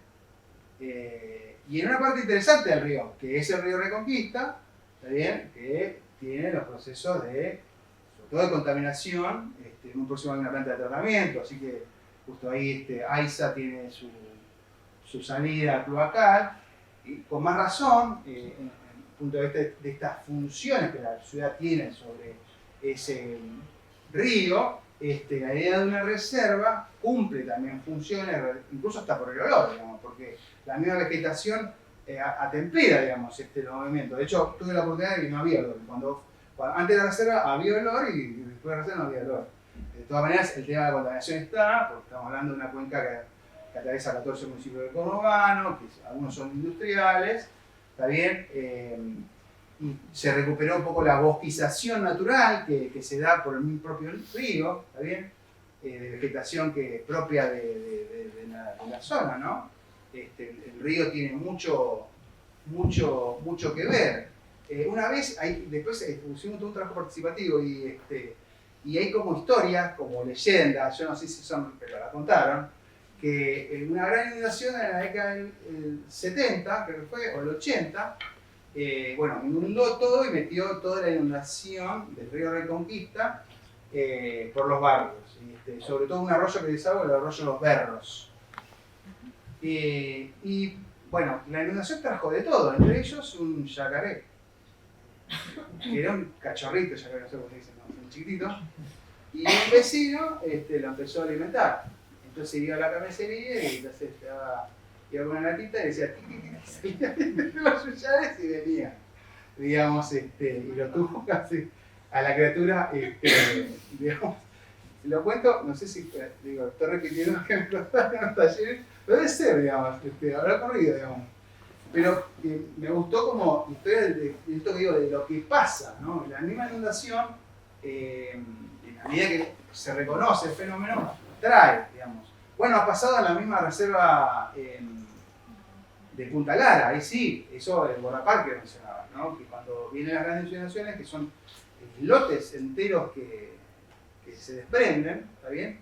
Y que viajan por la cuenca del Paraná, terminan depositándose en la zona, ¿no? De Punta Lara, y que uno de ellos ha traído cachorritos de monitos y hasta de un yaguareté, ¿está bien? Eso también, eso ocurrió, digamos. Digo, para también, además, asociar el tema de la vegetación, también una fauna asociada, ¿no? Como en este caso ya más extremo, estamos hablando de, no es que vienen, el venado de las pampas, no, pero sí también pensar la idea de una biodiversidad, también una biodiversidad asociada también a estas dinámicas. Así que, bueno, nada, era un poco eso, digamos, la experiencia del corredor tomaba un poco estas lecturas y la materializaba con el proyecto que incluso para un municipio, el conurbano, la idea de una reserva natural, urbana, es un proyecto muy importante para la comunidad, también a la hora de precisamente brindar una experiencia de contacto con la naturaleza en medio del conurbano, bajo estos planteamientos. Y asociada a otras cuestiones, porque lo de la reserva era también un vivero municipal que incorporaba el enfoque de nativas para la forestación del municipio. Se habían tomado algunas cuestiones que ahí ocurrían, como que había un centro tradicionalista, entonces, bueno, también esos elementos estaban ocurriendo, entre otras cuestiones, sobre todo teniendo en cuenta el valor educativo que tiene una reserva, porque por ejemplo, lo que más lo visitan todos los días es contingente de los colegios, ¿no? que vienen a una reserva. Yo tengo entendido que la reserva, el lugar ese era un coso de autos, ¿no? Puede ser un tiradero de autos que ahí usaban para los autos que allanaban la policía o algo así, los tenían. Pero me parece también que lo habían sacado y habían hecho tipo no sé si todo el proyecto, pero tipo el proyecto de la reserva como que lo habían empezado. Claro, sí, exactamente. Eso fue así, era un basural del municipio y de seguridad de la provincia que termina siendo el depósito de los autos de las comisarías cuando se llenaban de autos los frentes de la comisaría. Bueno, cada tanto decían, saquen los autos de acá y iban ahí. Realmente era el basural del municipio para ese tipo de chatarra, ¿no? Sí. Así que lo primero que se hizo fue justamente un convenio para que la provincia sacara, porque era un tema que lo tenía que resolver provincia, seguridad provincial. Así que eso fue, y esto es interesante porque lo que traes, porque en rigor lo de las reservas en el conurbano están asociadas en realidad a una intervención de restauración de paisaje, ¿no? De restauración de ambientes degradados, ¿no? Porque eran realmente un basural convertido en una reserva. Así que esto es un elemento que te agradezco porque realmente es algo como para valorar, porque realmente era un área altamente degradada. Incluso tuvo usos anteriores. había sido un área de tiro, digamos, porque que todavía no lo tengo del todo descifrado, pero curiosamente estamos próximo, pero no conectado con Campo de Mayo. Sin embargo, se vio que en las cartas IGN, ¿no? Las cartas IGN, las cartas topográficas, delimitan todo el área militar. Y entonces está la carta Campo de Mayo, hace todo el límite de lo que es el área militar de Campo de Mayo, incluso la base aérea del Palomar, como área militar. También está marcada la reserva, en un momento, digamos, hasta la década de...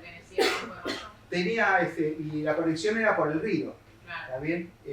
Porque ahí está todo el tema de defensa y posible invasión, además de los ferroviarios, que sea por el río, ¿no? Entonces estaba ahí un elemento, incluso tenían un uso como defensivo de práctica de tiro. Bueno, nada, uno se enteraba de usos que tuvo en otra época, ¿está bien? Incluso, precisamente, son áreas marginales, por así decir, que no se urbanizaron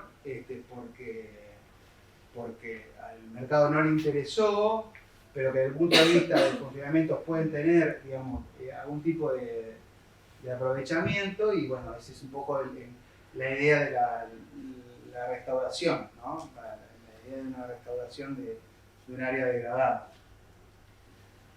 ¿Y ese proyecto qué es lo que tiene la reserva, tiene el corredor? Claro, sí, son 5 componentes asociados. Le falta. El vivero, el corredor aeróbico, y también están todos los proyectos. El centro tradicionista en realidad ese medio que fue divino, ¿no? Hubo ahí se pelearon los caballos. Pero digamos, cuando se planteó el tema estaba muy presente, por eso se hizo todo un trabajo, porque había que negociar también quienes ocupaban el terreno, de hecho lo ocupaban, ¿no? Junto a las chatarras que circulaban por el lugar. Tiene un Instagram muy así animado que lo pueden mirar con videitos. Y lo interesante que pasó es que, porque nosotros hicimos una propuesta y un proyecto de ordenanza, ¿está bien? Que bueno, tuvo idas y vueltas hasta que se designó. Y cosas pero historias para contar. Por ejemplo, la necesidad de actuaciones de la provincia de Buenos Aires, porque la rectificación del meandro que supuso digamos, la intervención de la década del 90 de la UNIREC, la unidad que se pidió para el proyecto del Río Reconquista, significó que el límite del municipio de San Miguel con el límite en este caso, el municipio de Hurlingham, cambiara, porque era la traza del curso de agua, ¿no? Entonces, cambiaba el catastro, ¿está bien? Cambiaba la jurisdicción, cambiaba hasta el planeamiento en muchas de esas partes, que eran todos los meandritos, ¿no? Que uno quedaba de un lado del municipio, otro quedaba de otro lado del otro municipio. Y entonces a privado le quedaba de un lado y del otro lado del municipio, ¿no? Todo ese tipo de actuaciones no estaban todas resueltas. Y de hecho, siguen sin estar, ¿no? Porque son reparticiones que tienen que llevar adelante, con lo cual una fue esa, ¿no? De resolver, en este caso no entraba en ningún tipo de litigio ni nada por el estilo, porque ya tenía un uso fiscal, digamos, por así decir, y entonces era ese tipo de actuaciones que había que resolver para también darle legalidad a una ordenanza municipal, ¿está bien?